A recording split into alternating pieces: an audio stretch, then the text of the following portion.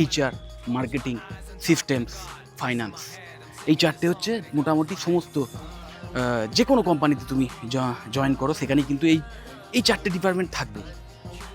এছাড়াও কিছু কিছু স্পেশালাইজড আরও স্পেশালাইজেশান আছে স্পেশাল, তার মধ্যে অবশ্যই হেলথ কেয়ার ম্যানেজমেন্ট আছে। তারপর এখন নতুন বিজনেস অ্যানালিটিক্স এসছে, তার উপরে কিন্তু স্পেশালাইজেশান করানো হয়।